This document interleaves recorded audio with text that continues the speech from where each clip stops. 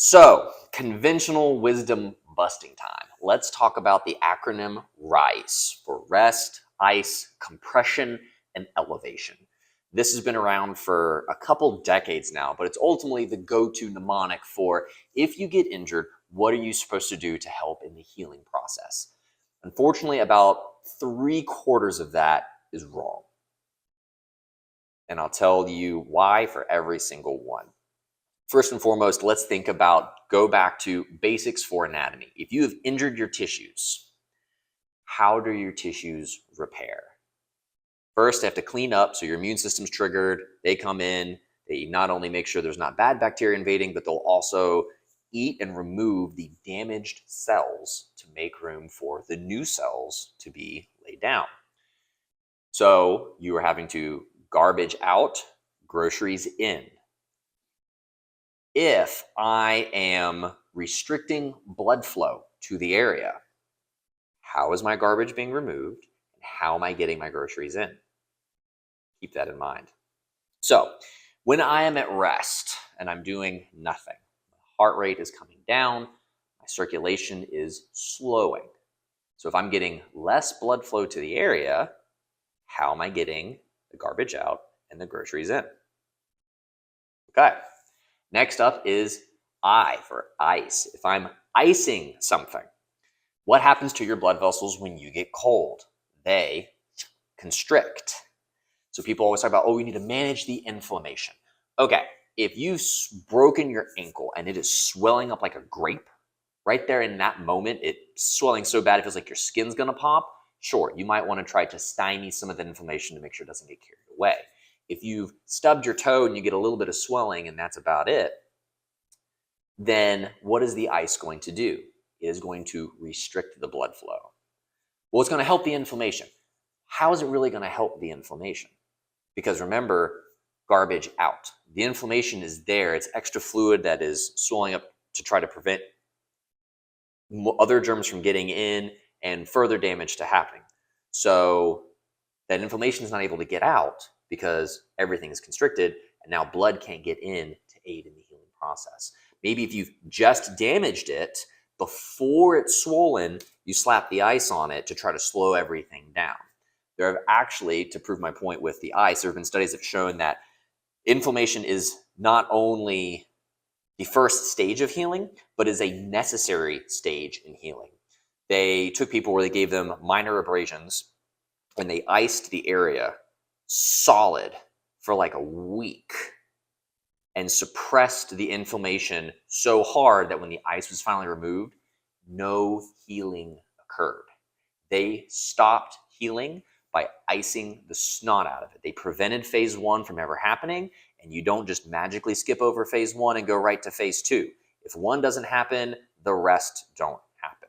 So when you use ice, you're effectively hitting pause on phase 1 of healing. So you're slowing down the healing process.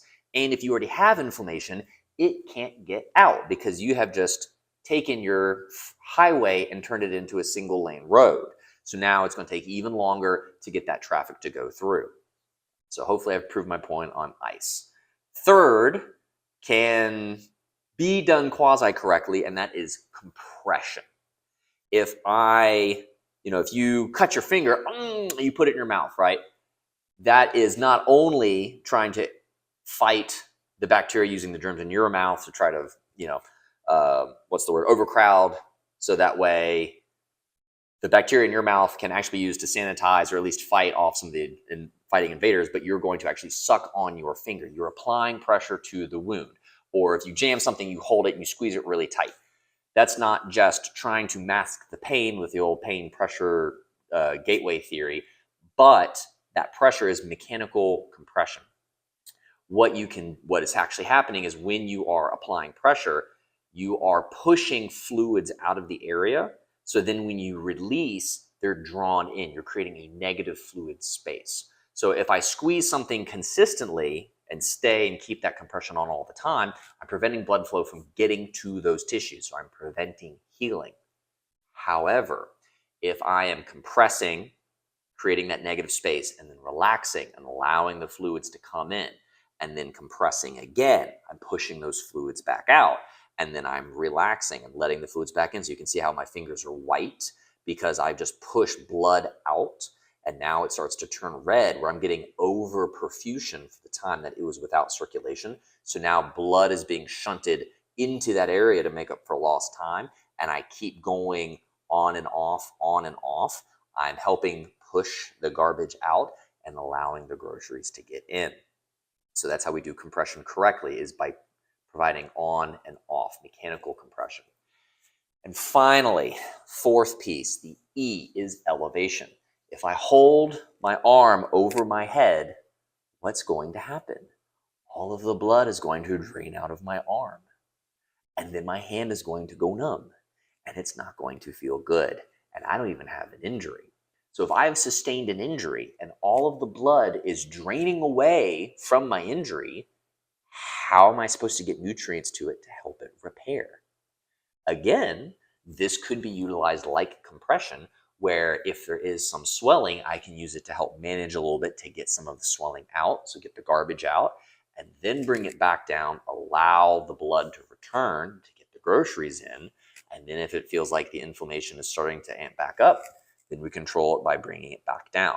But simply keeping it elevated all the time is going to limit your ability to heal because you're limiting the ability of blood to get in there. So R.I.C.E is about 3/4 wrong. Sorry to say. So next time you get injured, try to stay off, use some mechanical compression to create motion to get circulation into the area to actually try to speed through phase 1 of healing, not skip inflammation, but use mechanical compression to get through, or alternating elevation to help control inflammation and speed up circulation. That is how you should be doing R.I.C.E.